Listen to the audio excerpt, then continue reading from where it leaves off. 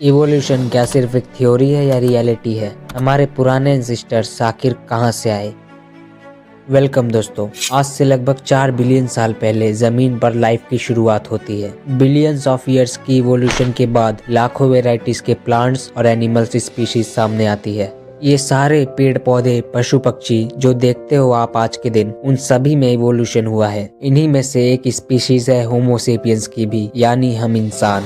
But यहाँ question ये आता है कि अगर इंसान बंदर से आए तो आज के दिन हमें बंदर क्यों दिखाई देते हैं? ये सारे बंदर, चिंपांजी और गोरिल्ला इंसानों में इवॉल्व क्यों नहीं हो पाए? ऐसे सवाल आपके मन में भी होंगे। कुछ लोग तो इवोल्यूशन को ही नकार देते हैं, उन्हें इवोल्यूशन फेक लगता है।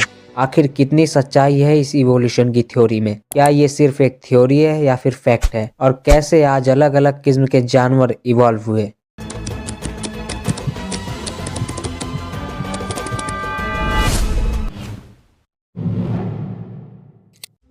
पहले एक सबसे बड़े मिसकंसेप्शन को क्लियर कर लेते हैं। इवोल्यूशन की थ्योरी कभी भी ये नहीं कहती कि बंदर से सीधा इंसान बन गए, बल्कि ये कहा जाता है कि सारे चिंपांजी, गोरिल्ला, बंदर और हम इंसानों के एंसेस्टर्स एक ही रहे हैं। इसको एक एग्जाम्पल की मदद से समझते हैं। तो एक पेड़ इमेजिन कीजिए। एक पेड़ की शुरुआत होती है स्टेम से, फिर ऊपर जाके टहनियां बनती हैं और फिर उन टहनियों में से छोटी टहनियां बनती हैं। ऐसे ही आगे चलते रहे तो जो हमें टिप दिखाई देगी, मतलब जो एंड पॉइंट है इस पेड़ का, आज के दिन के सारे एनिमल्स हैं। पर यहाँ क्वेश्चन आपके दिमाग में आएगा कि जो हमारे एंसेस्टर थे, इनमें से कुछ इंसान बने, कुछ चिंपैंजी बने और कुछ बंदर बने, ऐसा क्यों हुआ? राइट। तो इसी चीज का जवाब हमें देती है साल 1859 में चार्ल्स डार्विन की एक किताब on the origin of species. इस बुक में उन्होंने थ्योरी ऑफ नेचुरल सिलेक्शन के बारे में बताया था। थ्योरी ऑफ नेचुरल सिलेक्शन बड़ी ही सिंपल थ्योरी है दोस्तों। ये थ्योरी कहती है कि जब भी रिप्रोडक्शन होता है किसी लिविंग ऑर्गेनिज्म में, तो जो जीन्स होते हैं वो डिसाइड करते हैं कि आपकी प्रोजनी या आने वाली जनरेशन कैसी होगी। यही gene generation to generation pass on होते जाते हैं। जब ये जीन पास ऑन होते हैं तो इनमें म्यूटेशन देखने को मिलती है, मतलब जीन में थोड़ा बहुत चेंज आ जाता है, जिसकी वजह से प्रोजनी अपने पेरेंट्स से डिफरेंट दिखाई देती है, जिसे साइंटिफिक लैंग्वेज में वेरिएशन कहा जाता है। और यही वेरिएशन अक्सर आगे आने वाले इंसानों में भी दिखाई देती है। फॉर एग्जाम्पल, अगर अंकित की ब्राउन आंखें हैं और उसके बच्चों में ग्रीन आंखें देखने को मिलती है, तो इसका मतलब ये है अचानक से उसके बच्चे के जीन में कोई म्यूटेशन आ गई है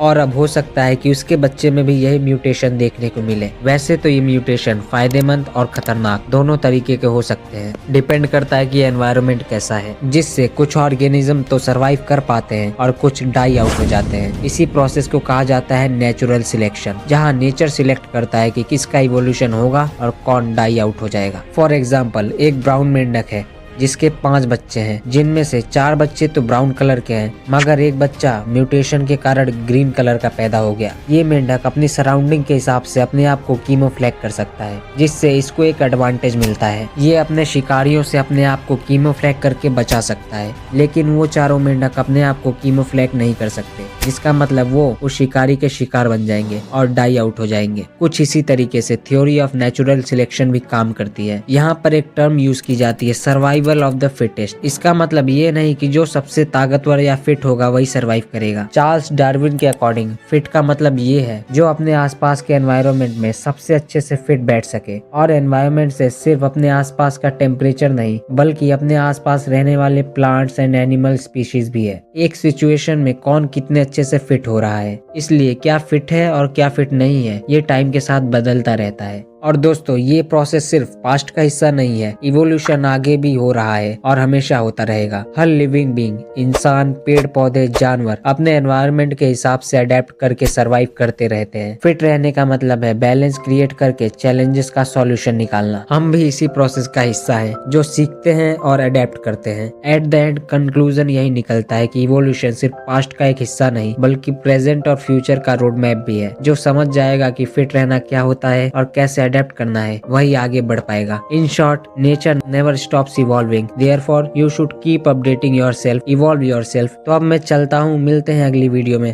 तब तक के लिए stay cool, stay informed. Bye bye.